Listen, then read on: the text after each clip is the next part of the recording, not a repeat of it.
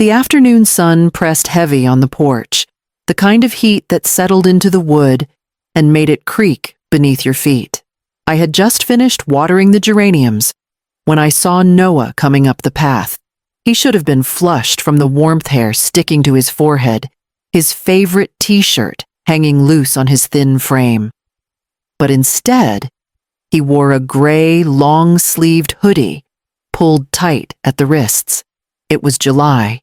No child wears sleeves in July unless he's hiding something. He smiled when he saw me, though it was the kind of smile children make when they're trained to pretend everything is fine. I opened my arms and he came forward, letting me hug him. His little body stiff at first, and then softening as I held on longer than he expected. "Grandma, can I have lemonade?" he asked, eyes darting past me to the door. "Of course, sweetheart," I said, ushering him inside. He went straight to the kitchen table, sliding into the chair with his arms folded tightly across his stomach. I poured the lemonade, slowly trying to steady the sudden tremor in my hand. When I set the glass down, his sleeve rode up just a little, just enough. There it was, an angry purple blotch across his pale forearm, shaped not like a fall on concrete, not like the clumsy scrapes I'd cleaned for Paige when she was his age, but like something deliberate. A handprint, almost. My breath caught. "Noah," I said softly. "What happened?" He tugged the sleeve down, fast eyes fixed on the condensation sliding down the glass. I fell. On the sidewalk, he muttered. His voice was flat, rehearsed. I wanted to believe him, wanted to snatch that story out of his mouth and let it be true. But I'd seen too much. The years raising Paige alone, the nights she came home from high school with mascara streaked and claimed she'd just been tired. Back then, I'd let myself believe her too, even when I knew better. Noah drank half the glass in one long swallow, then set it down with both hands gripping the rim. His knuckles whitened. I reached across the table, my fingers hovering over his sleeve, aching to pull it back and see how far the bruise traveled. But I stopped. He was watching me from the corner of his eye, holding his breath. If I pushed, he'd retreat even deeper? Instead, I smiled, like nothing was wrong. "I'll make us grilled cheese," I said, standing up. My voice sounded too bright in the quiet kitchen. As I buttered the bread, I thought about Paige. My daughter, my stubborn, beautiful girl who once held a baby Noah in her arms and swore she'd never let him cry alone. What had happened to that promise? The sandwich sizzled on the pan. Noah began to hum a tune, off-key, trying to fill the silence between us. I turned and looked at him. The long sleeves, the careful posture, the silence stuffed down in his throat, and I felt the first crack of dread split open inside me. I knew I couldn't let it stay hidden. That night, after Noah had gone home, I picked up the phone and dialed Paige. The phone felt heavy in my hand, as if it already knew what I was about to ask. I dialed Paige's number with my thumb, each beep sounding louder than the last. My heart pounded against my ribs, begging me not to make the call, but my mind wouldn't let me stay silent. She picked up on the second ring. "Mom." Her voice was distracted, impatient, the sound of someone half listening while stirring something on the stove or flipping channels on the television. "Paige," I said, keeping my tone even. "Noah came by this afternoon." There was a pause. "Yeah, he said he wanted to see you. He wore a hoodie." I continued in the middle of July. I saw what was underneath it. Another pause, shorter this time, edged with irritation. "What do you mean, the bruise?" I said. My throat tightened, but I forced the words out. "On his arm." It looked like someone's hand. Her sigh came sharp and exaggerated, like she'd been waiting for this. "Mom, kids get bruises. He's clumsy. He falls all the time." "No," I said firmly. This wasn't a fall. There was silence on the line so thick I could almost hear her breathing. Then her voice dropped low and cutting. "Fine. You want the truth?" "Yeah." I hit him. "So what?" He doesn't listen. He pushes me to the edge, and I'm supposed to just sit there and take it. The words landed like stones, each one heavier than the last. I gripped the phone so tightly my knuckles ached. For a second I couldn't breathe. "You hit him?" I whispered, as if repeating it could make the absurdity sink in. "I'm tired, Mom," she snapped. "You don't get it. Colt doesn't help. I work, I clean, I do everything. And Noah, he just whines. You think I'm a monster? Go ahead. But you weren't there when he screamed in my face. I opened my mouth, but nothing came out. My own daughter, the baby I once carried through fevers and nightmares, the girl who cried when a bee stung her now, admitting without shame that she had raised her hand against her child. Don't call me again about this. Paige said, her tone hard as concrete. I'm doing the best I can. If that's not good enough for you, too bad. The line went dead. I sat in my kitchen chair with the receiver still pressed to my ear, listening to the hollow buzz. My hands trembled. The silence in the room pressed against me, filling every corner, until I finally placed the phone back in its cradle. I wanted to scream, to smash something, to demand the universe explain how love could twist itself into violence. Instead, I sat motionless, staring at the faint reflection of myself in the darkened window. My own face looked unfamiliar, lined with shock. The kettle on the stove whistled, suddenly, startling me. I hadn't even realized I'd set it on earlier. I turned off the burner and poured the boiling water down the sink. Steam rising like ghosts between my hands. I knew I couldn't let it end here. I couldn't let my grandson's life shrink into long sleeves and excuses. So I picked up the phone again. But this time I didn't dial Paige. I dialed someone else. The house was still humming with the echo of Paige's words when I reached for the phone again. My hand hovered over the numbers, the memory of her voice still cutting through me. Yeah, I hit him. So what? It rang in my ears like a cruel refrain. I closed my eyes and forced myself to inhale. This call wasn't to her. This call was for Noah. I dialed the hotline, the one number I had never imagined I'd need. My pulse raced as the line connected, and a calm voice answered. Child Protective Services hotline. How can I help you today? For a moment, I couldn't speak. My throat clenched, as if saying the words out loud would make them too real. Then I whispered, I need to report suspected abuse. My grandson. The operator's voice softened, professional but steady. Please take your time, ma'am. Start with his name. I reached for the notebook I kept beside the phone, the one where I usually jotted down grocery lists and reminders for bills. Tonight it became a record. I wrote Noah Calhoun, age 8, as I recited it to her. Then Mother Paige Calhoun, age 34. She asked about the injury. My hand shook as I described the bruise, the deep purple blotch shaped like fingers, pressed too hard into fragile skin. I wrote down my own words. Bruise like a handprint, left arm, forearm. Did anyone admit responsibility, she asked.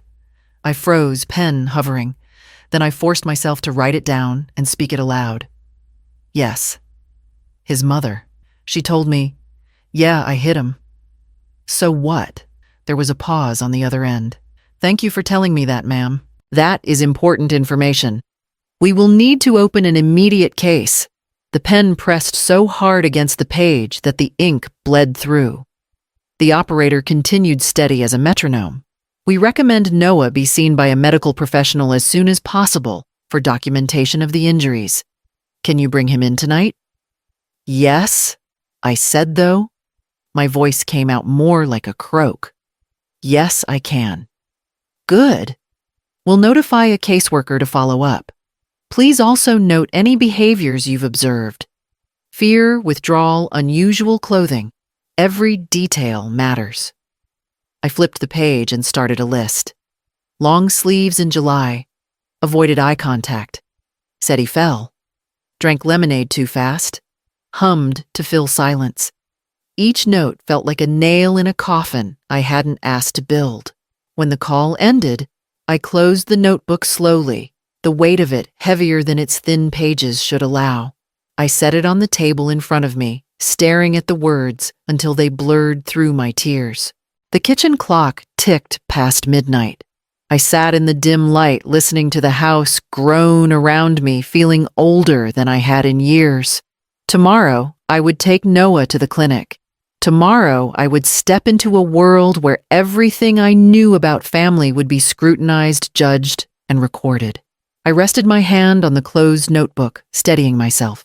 My daughter's voice still rang in my ears, but now it was joined by another, the quiet, careful voice of the operator, who had said every detail matters.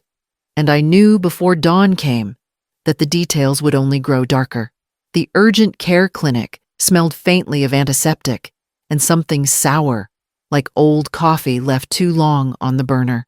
I sat with Noah on the stiff vinyl chair, his small hand resting in mine.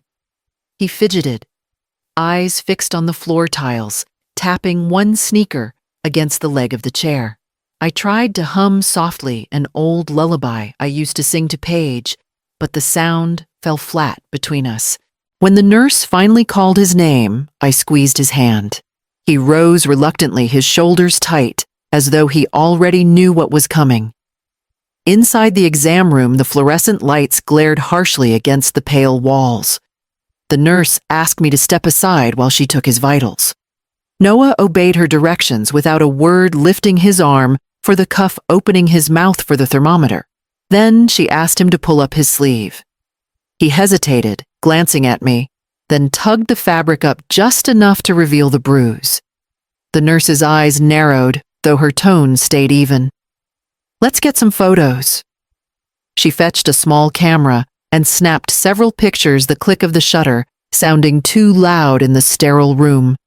Each flash seemed to etch the mark deeper into permanence. Noah winced, not at the pain, but at the attention. The doctor came in. Moments later, a man with gray hair at his temples and lines carved deep around his mouth.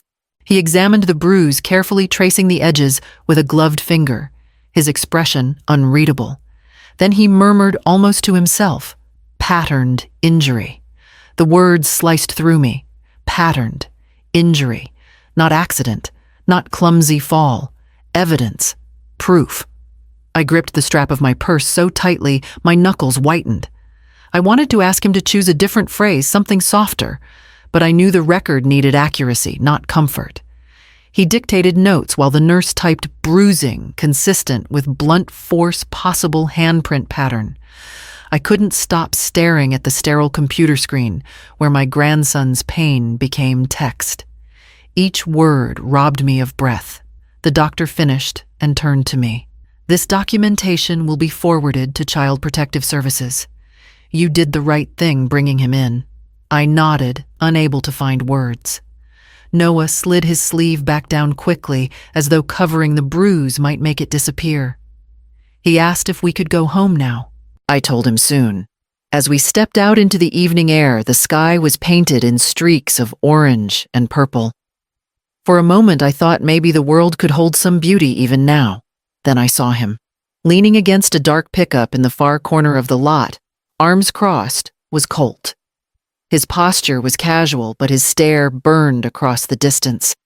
Noah shrank closer to me, fingers digging into my palm. Colt lifted a hand in a mock wave, a smile curling on his mouth that wasn't friendly. My stomach clenched. The urge to march over and tell him exactly what I thought of him surged hot in my chest. But I knew better. One wrong move and he'd twisted into something against us. I tightened my grip on Noah and guided him quickly to my car. I unlocked the doors with hands that trembled and buckled him in, trying to look calm. I kept my eyes on the road as I drove away, though I could feel his gaze in the rearview mirror long after the truck disappeared. By the time we pulled into my driveway, my heart was still pounding. I parked, sat for a moment with the engine off, and listened to Noah's steady breathing beside me. I knew the bruise was no longer just on his skin. It was now in files, in photos, in medical notes, proof on paper, and a storm waiting to break. I thought the worst of the evening was behind us once we left the clinic, But the next day proved me wrong. I had just buckled Noah into the passenger seat outside the grocery store when I caught sight of Colt's truck rolling in slow across the lot. The same one I had seen idling outside urgent care. My pulse leapt before my mind even registered the gleam of its chrome grille. He parked deliberately 2 rows over, stepping out with the swagger of a man who believed every space belonged to him. His smile wasn't wide, but it was enough thin, deliberate, almost amused. He walked toward us with his hands tucked in his pockets, as if strolling through a park. "Afternoon, Irene," he said, voice smooth as oil. "Heard you've been busy dragging folks' names through the mud." I positioned myself between him and the car door, my palm resting on the handle in case I needed to slam it shut. Noah shrank back into the seat, eyes wide. "Step back, Colt," I said quietly. "You shouldn't be here." He chuckled, leaning closer. "Shouldn't be here, lady. I'm everywhere Paige is, and last I checked, she's my business, not yours." His words sliced, but his tone was light, almost playful. That false charm was his weapon, and I felt the weight of it pressing down. Then Paige appeared, walking briskly across the lot. She looked exhausted, eyes ringed with shadows, mouth tight. She caught sight of Colt and stopped, torn between rushing to him and keeping her distance. For a moment, she just stood there, trembling. Then she came forward, arms crossed. "Colt, leave it alone," she muttered. "Leave it alone." He laughed low and sharp. "Your mother here thinks she can take Noah from us. She's making calls, stirring up trouble." What kind of family does that? Paige's face flickered anger, fear, shame, all tangled together. She glanced at me, lips parted, as if to speak, but no words came. Before I could answer, a police cruiser pulled up, lights flashing silently. A tall man in uniform stepped out, his badge catching the last rays of sun. "Officer Grant," he introduced himself briskly. "We had a report of a disturbance." Colt straightened, shifting instantly from menace to politeness. "Evening, officer. Just a family conversation. Nothing to worry about." Grant's gaze slid to me. "Ma'am," I steadied my voice. He approached us. "He's been following. My grandson is afraid." Grant turned to Colt. "Sir, I'm going to need you to step back." Colt obeyed, though with a smirk that promised this wasn't over. Grant asked for details, his notebook flipping open. My words tumbled out: the urgent care visit, the photographs, Paige's admission over the phone. Each detail felt heavy, leaving my mouth, but I forced them into the record.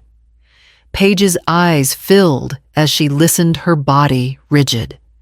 When Grant asked her to confirm, she hesitated, then whispered, I don't know." Her voice cracked on the last word. Grant closed the notebook with a snap. "This will go into the report. If there are further incidents, CPS will be involved immediately. Do you both understand?" Colt gave a mocking salute, then sauntered back to his truck. The roar of its engine lingered even after he pulled away. Paige stood rooted, arms wrapped tight across her chest, avoiding my eyes. I wanted to reach for her, to remind her she was still my daughter, but my hand stayed at my side. She turned quickly, muttering that she had to go, and walked away without looking back. I opened the car door and sat beside Noah. His small fingers slid into mine, trembling. And in that quiet grip, I knew the next step was inevitable. CPS would be knocking at my door. The call came the next morning, just as I was rinsing dishes in the sink. A calm but firm voice introduced herself as caseworker Rivera from Child Protective Services. She said she needed to speak with Noah as soon as possible and asked if I could bring him to my house within the hour. By the time I hung up, my chest was tight with both relief and dread. Relief that someone official was finally stepping in, dread for what it would cost Paige and Noah. Noah arrived with his small backpack clutching the straps like a lifeline. He didn't ask why. Children sense more than they speak. Ms. Rivera showed up minutes later, a tall woman with her hair tied neatly back and a clipboard tucked under her arm. She smiled at Noah gently before asking if she could talk to him alone. I hesitated, then nodded. She led him into the living room, leaving me in the kitchen with nothing but the sound of their low voices and the ticking clock on the wall. I tried to busy myself wiping counters, but my hands shook so much I nearly dropped the rag. Every muffled word from the next room felt like a stone dropped into water ripples I couldn't see but could feel. When the door opened again, Noah's face was pale, but he clutched a small sticker she had given him. He didn't meet my eyes. Rivera thanked him and asked him to sit in the kitchen while she spoke with me.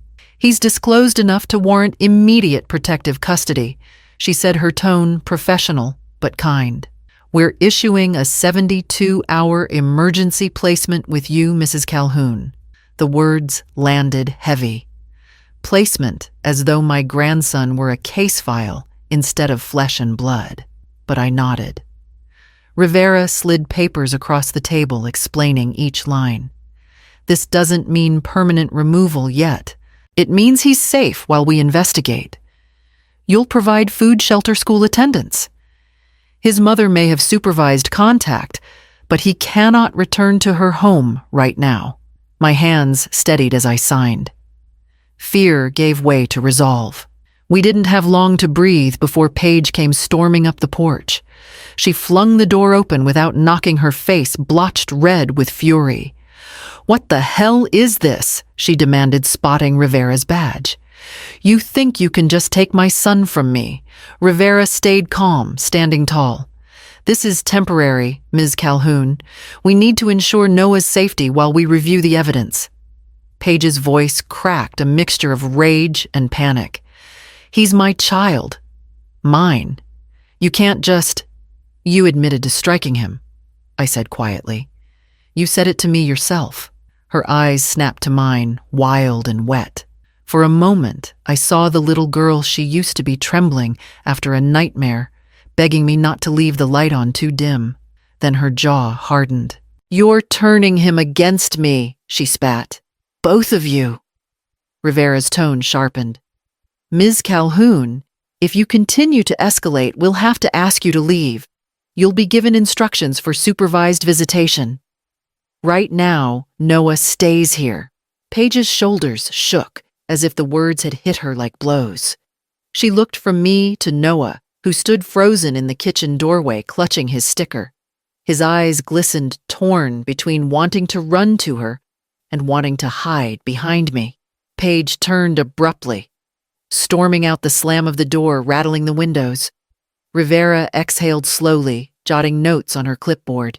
"You'll need to keep him here for the next 3 days. I'll check in daily." I nodded, though my heart ached as I watched Noah sink into the kitchen chair, his small body sagging with exhaustion. The house was quiet again, but the silence was no comfort. It was the stillness before whatever storm would come next. The next morning, I walked Noah to school myself. He clung to my hand more tightly than usual, his backpack bouncing against his shoulders. When we reached the front gate, he slowed, dragging his sneakers against the sidewalk, as though each step toward the building was heavier than the last. "I'll be here when you're done," I promised. "You're safe." He nodded, though he didn't look convinced. By mid-afternoon, I got a call from the school counselor, Ms. Delaney. Her voice was steady, careful the way people talk when they know the ground they're about to walk on is fragile. She asked if I could come in right away. When I arrived, Ms. Delaney was waiting in her office with a folder on her desk. Noah wasn't there. He'd already gone back to class, but the folder was open and she gestured for me to sit. "Irene," she began, "Noah's been drawing some pictures during free time. I thought you should see them." She slid a sheet across the desk. My heart clenched.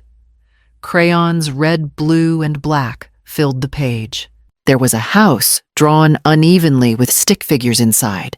One figure was small, labeled me. Another, taller figure loomed beside it, arms stretched wide, scribbled in black. The smaller figure's arms were marked with jagged lines of red. The next page showed a woman, hair scribbled yellow tears streaming down her face. A man towered above her with fists drawn larger than his head. These, Ms. Delaney said quietly, are consistent with how children often express fear they can't put into words. I swallowed hard, my throat burning. He drew. Page Ms. Delaney nodded. And himself. The details are significant. The red marks, the oversized hands. It's not imagination. It's memory. I traced the edges of the paper with trembling fingers. A flash of another image came to me, one I'd buried deep. Paige at 16, standing in our kitchen doorway, her long sleeves pushed up just enough to reveal bruises on her wrists. She had insisted it was from volleyball practice, claimed she'd fallen during a game.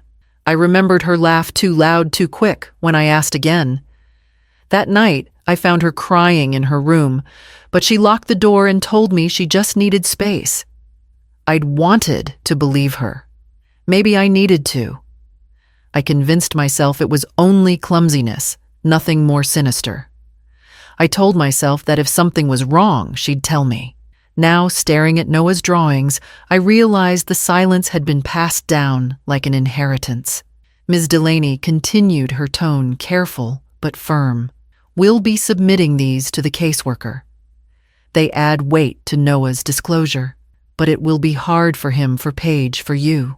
I closed the folder, holding it against my chest like a shield. Thank you, I whispered. On the way home, I couldn't shake the image of Paige as a teenager, how I had ignored the warning signs. I thought of the bruises, the tears she tried to hide, and how my silence back then may have taught her that silence was the only way to survive. When Noah came home that evening, he dropped his backpack on the rug and ran to the kitchen, asking for a snack. I studied his face as he munched on crackers, his eyes brighter now that Colt wasn't around. Still, the drawings burned in my mind. I promised myself I wouldn't fail him the way I failed Paige. This time, I would not look away. That night, as Noah drifted to sleep in the guest room, I sat at the kitchen table with Ms. Rivera's forms spread out in front of me, the folder of drawings beside them. My pen hovered above the page. I knew the next step would demand more than I had ever given. And the gavel that waited in courtrooms wasn't far away. The courthouse smelled of polished wood and stale coffee, the kind of place where time dragged its feet. We had been told to arrive before sunrise for the emergency hearing, and the dim light through the high windows made everything look colder, less forgiving. Noah sat between me and Ms. Rivera. His small body slumped in the stiff chair, a toy car gripped tightly in his hand. He didn't speak. Paige arrived late, hair pulled back hastily, her blouse wrinkled as though she'd slept in it. She wouldn't meet my eyes. Colt wasn't there, thank God. But his absence didn't feel like mercy. It felt like strategy. When the clerk called our case, we filed into the courtroom. The judge, a stern woman with steel gray hair, looked down from the bench with an expression that made me straighten my back. This is an emergency custody matter, she announced. Let's proceed. Ms. Rivera spoke first, laying out the facts, the hotline call, the medical photos, the counselor's drawings. Each word landed with the sound of doors shutting. I watched Paige's shoulders stiffen as Rivera recited the evidence. Then it was my turn. The attorney the court had assigned me asked me to describe what I'd seen Noah's long sleeves in July. The bruise shaped like fingers, Paige's admission over the phone. My voice quivered, but I forced each word to stay steady. I told the judge about the drawings, about how Noah hummed to fill silences, about the fear that lingered in his eyes, even when he smiled. The judge nodded, jotting notes, her face unreadable. When it was Paige's chance, she stood at the table, her chin high, her voice defiant. I'm his mother. I love him more than anyone. Yes, I lost my temper, but who hasn't? You're all painting me as a monster when I'm just trying to raise my son without any help. My mom! She gestured toward me sharply. She's twisting everything. She never trusted me, not when I was a kid, not now. She's trying to take him from me."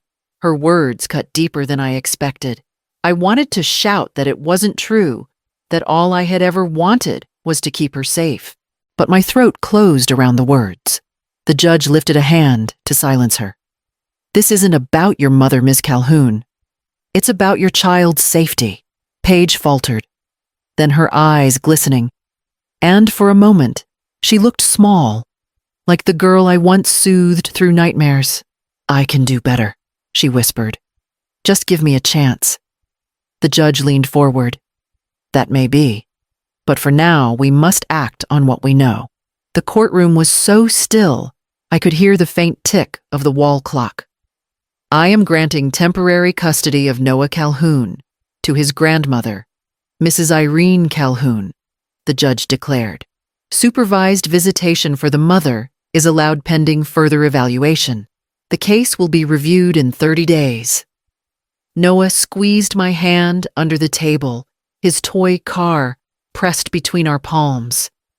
Paige gasped, covering her mouth with her hand, tears spilling despite the anger etched on her face. The gavel struck wood, a sharp crack that echoed through the chamber. It felt both like a victory and a funeral. As we left the courtroom, Noah leaned into me, silent but steady. Paige stayed behind her shoulders, bent her sobs muffled against her sleeve. And I knew that while I had won a measure of safety for him, the war for my daughter's soul had only begun. That night, after the courthouse emptied and the papers were signed, I walked Noah down the narrow hallway of my home, the one lined with family photos. His small hand slipped into mine as we passed each frame. He pointed at one where Paige was 6, missing a front tooth, grinning wide, with pigtails crooked on either side of her head. "That's Mom?" he asked softly. "Yes," I whispered. "That's your mom, when she was your age." He studied the photo for a moment before letting me guide him into the guest room. As he settled into bed with his toy car clutched against his chest, I lingered in the hallway, staring at the pictures as though they might explain how a smiling child had grown into a woman capable of hurting her own son. The ghosts of those years rose uninvited. I remembered the nights I worked double shifts at the diner, leaving Paige to do her homework alone. I remembered my sharp words when she brought home a B instead of an A, how I thought strictness would keep her from drifting into the chaos that had swallowed so many other girls in our town. I thought I was shaping her into strength, but maybe I was just teaching her that love came laced with judgment. Guilt pressed against me like a second skin. Had I been so determined to raise a daughter who never stumbled that I blinded myself? When she did, I saw her at 16 again, standing in the kitchen doorway with bruises faint along her wrist, insisting they were from volleyball practice. I had wanted to believe her so badly that I swallowed my doubts whole. That silence had planted roots, and now I was watching them flower in Noah's small, fearful eyes. I shook the thoughts away and moved to the kitchen, trying to busy myself with washing dishes. But my mind wouldn't quiet. I needed something to anchor me, so I gathered Noah's school things from his backpack. His tablet was wedged at the bottom, the screen still glowing faintly. I knew I shouldn't pry, but when I lifted it, a notification popped up across the lock screen, a text message. The words froze me where I stood. "Don't tell Nana." No sender's name, just the number. My chest tightened, and I pressed the button, unlocking the screen with the code Noah had once proudly shown me. There were more messages in the thread, short and sharp, like commands. "Don't say anything about home. You'll get me in trouble. If you tell her, you'll regret it." My hands trembled. Some were from Paige's number, others from one I recognized as Colt's. The mixture was worse than if it had been only him. My own daughter's words telling her child to keep secrets. I scrolled further and found one from earlier that day. "She doesn't understand us. Just stay quiet." The room spun. The weight of the notebook I'd started for the case, the photographs from the clinic, the drawings in Ms. Delaney's folder. All of it had felt like enough, but this was different. This was the living proof that Paige wasn't just failing to protect her son. She was teaching him to hide his pain. I set the tablet down carefully, afraid that if I held it any longer, I'd fling it against the wall. In the quiet, I could hear Noah's steady breathing down the hallway. The sound was a comfort and a wound all at once. I walked to the table where the binder of evidence lay open, the pages spread like wings. Slowly, I slid the tablet beside it. Another piece of proof, another ghost in the hallway I couldn't ignore. And I knew the next step meant walking straight back into Paige's world, whether she wanted me there or not. 2 days after the hearing, Ms. Rivera called to say we needed to visit Paige's apartment. She wanted to observe the environment, but I knew what that meant. They were gathering proof brick by brick until the case was too solid to deny. The drive across town was heavy with silence. Noah stayed with a neighbor, so it was just me and Rivera. The low hum of her car engine filling the spaces where words should have gone. When we pulled into the lot, my stomach twisted. I hadn't been to Paige's apartment in months. She rarely invited me. The building loomed tired and worn paint peeling along the balconies, laundry hanging on lines strung like surrender flags. Rivera straightened her blazer and knocked firmly on the door. Paige answered, hair unwashed, eyes bloodshot. She looked smaller than I remembered, as if her body had shrunk to fit inside her shame. She stepped aside reluctantly. "You can look around," she muttered, voice brittle. Inside, the air was thick with the smell of stale beer and something fried. Toys were scattered in the corner, a puzzle half finished on the floor. The walls, though, carried the weight of something unseen, like they had absorbed years of shouting. As Rivera walked through the rooms with her clipboard, a voice called from the hallway outside. "Excuse me." A woman about my age stood there, apron dusted with flour, her eyes wary but kind. "I'm Etta Jameson. I live next door. Are you with Child Services?" Rivera nodded cautiously. "Do you have something to share, ma'am?" Etta wrung her hands, glancing at Paige, then back at us. "I don't like to meddle, but there've been nights when the walls shook. Yelling things breaking, the boy crying." She lowered her voice. "Sometimes I hear a man's voice, sometimes just hers. But it's loud enough that I wrote down the dates." She handed Rivera a folded sheet of paper, edges creased from being opened too many times. Rivera accepted it with a polite thank you, but my heart clenched. Paige had gone pale, her arms crossed so tightly across her chest, I thought she might snap. "That woman exaggerates," Paige hissed once Etta had retreated. "She hates me. Always has." Rivera kept her tone neutral. "We'll review the statement." Before Paige could respond, Etta's teenage grandson appeared holding up a phone. "Grandma, should I show them?" My breath caught. Rivera gestured. "If you have something relevant?" "Yes." The boy scrolled, then handed the phone over. On the screen, grainy black and white footage from a security camera filled the frame. It showed the shared hallway just outside Paige's door. Paige was there, her silhouette unmistakable. Colt stood in front of her, leaning in close. The footage had no sound, but the body language screamed louder than words. She tried to push past him. He blocked her path. Then, with sudden force, he shoved her against the wall. She stumbled, catching herself, then lowered her head, retreating inside, while Colt followed. My stomach turned. Rivera's eyes hardened as she replayed the clip, twice recording details. She thanked the boy, returned the phone, and scribbled furiously into her notes. Paige finally broke the silence, her voice barely audible. "That's not what it looks like." He was drunk. He didn't mean it. The excuses landed like stones, familiar and exhausted. I wanted to grab her shoulders to beg her to see what she had become, but the words tangled in my throat. Rivera closed her folder. This evidence will be added to the case. Ms. Calhoun, I strongly recommend you seek support services immediately. This situation is no longer deniable. Paige's eyes flickered with something fear, maybe, or defiance. But she said nothing. When we left, the sun was sinking low, casting long shadows across the cracked pavement.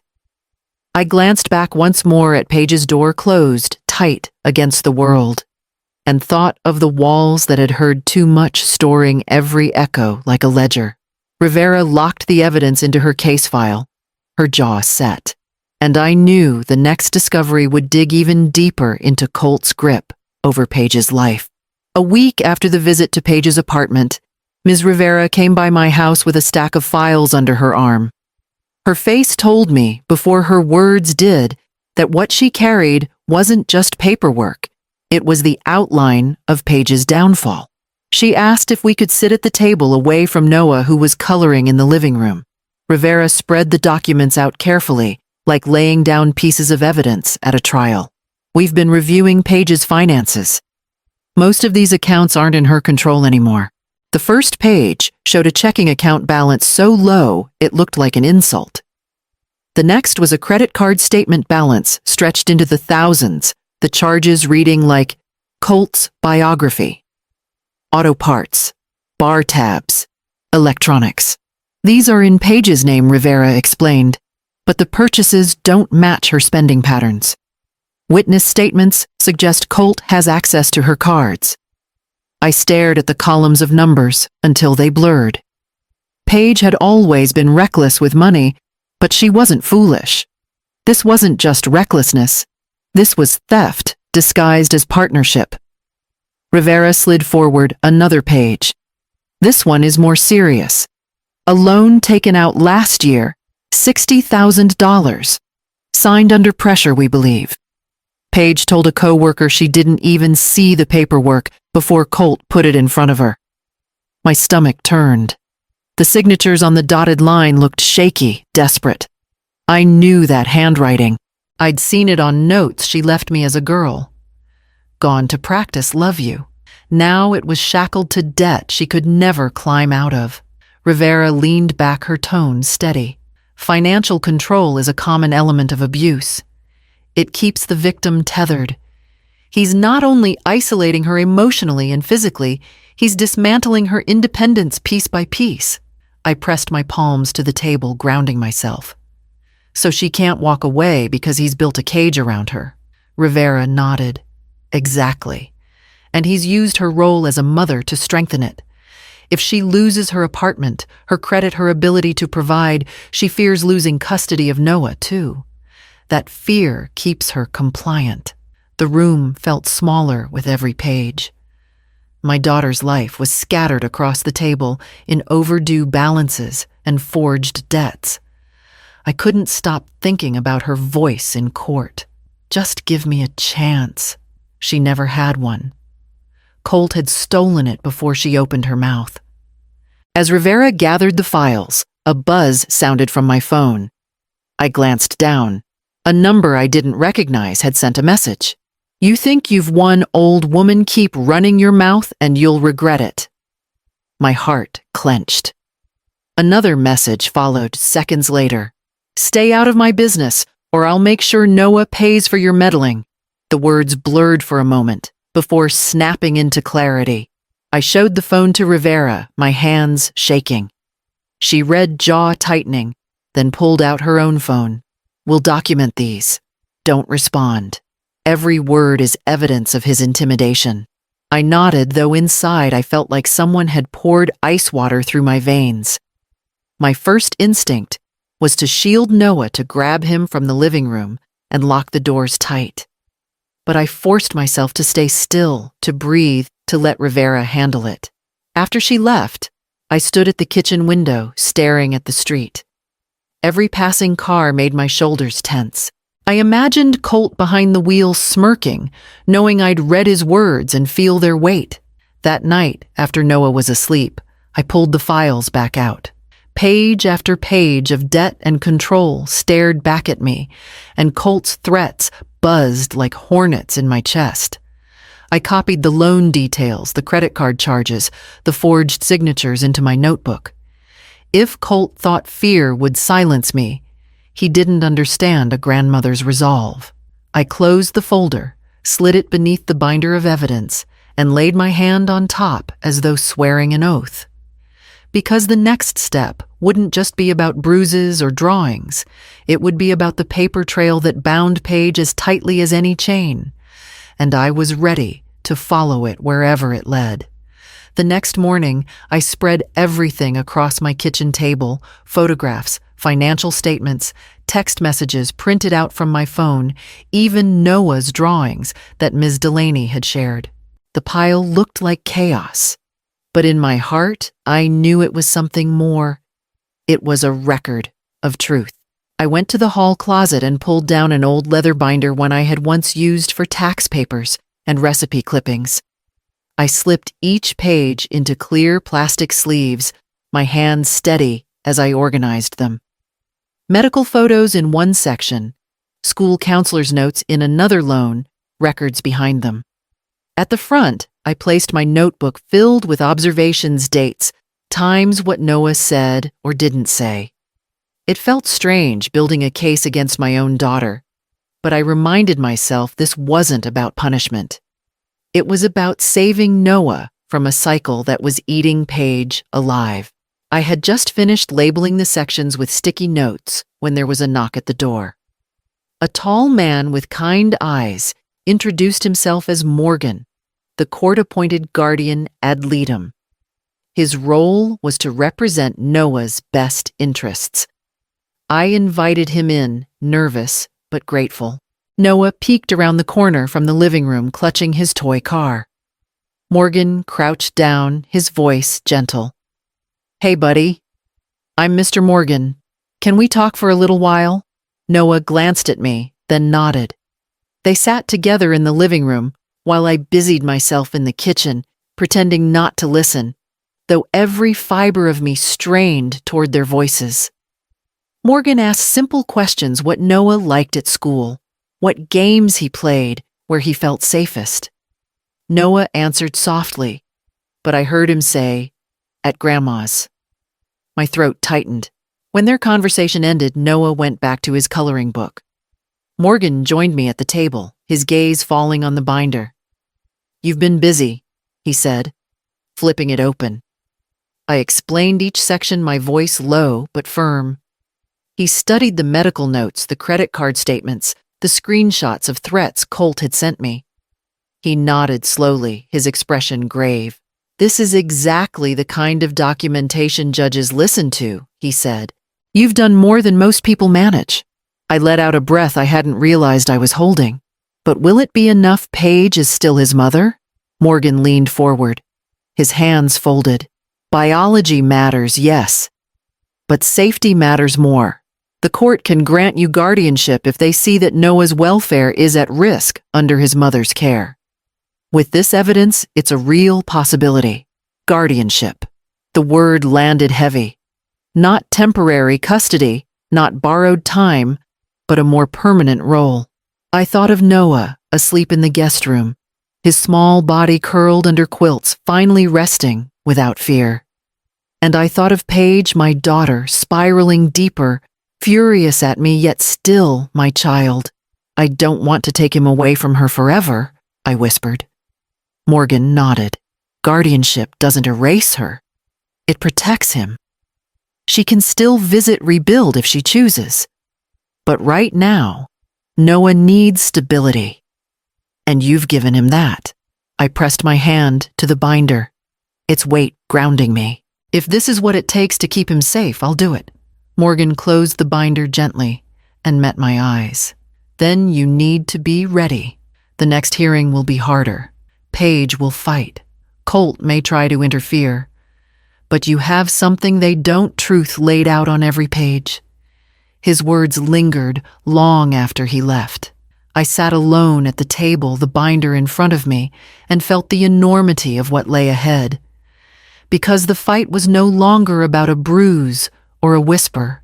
It was about whether a court of law would listen to the truth I had pieced together, and whether that truth was enough to hold against blood and denial. The visitation center was painted in cheerful colors, but the air inside was thick with tension.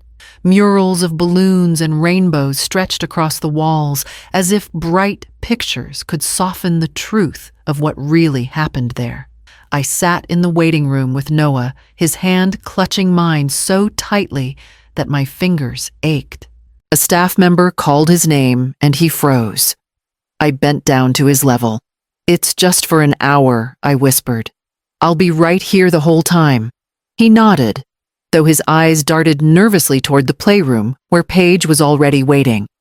Through the glass, I saw her seated at a child-sized table fidgeting with her sleeves.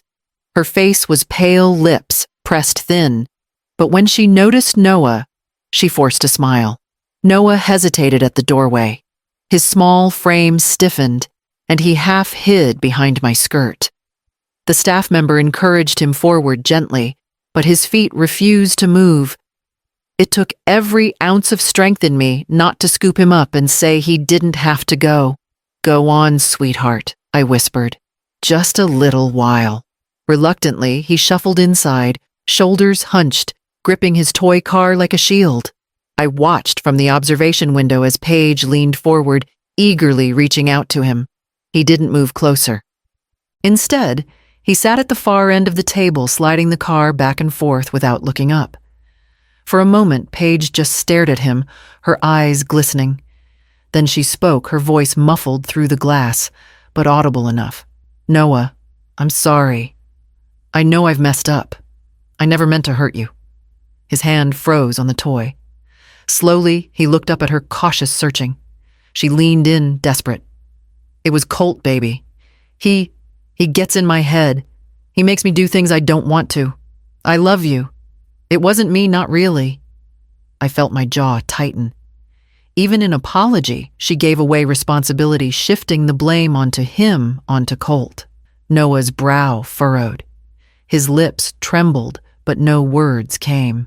He only shook his head slightly, then lowered his gaze back to the car. Paige's shoulders collapsed, tears spilling freely now. She reached across the table again, but Noah scooted his chair back, pushing himself further away. The staff member intervened gently, reminding her to give him space. I pressed my hand against the cold glass, torn between pity for my daughter and fury at her blindness. She wanted forgiveness without accountability, comfort without change. The rest of the hour passed in fragments.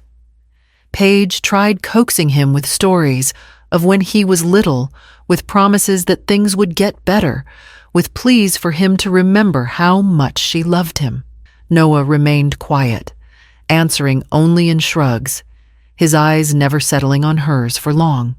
When the session ended, he bolted toward the door before the staff could even announce it was time. He clung to me as soon as he reached the hall, burying his face in my side. Paige followed slowly, her cheeks streaked with tears.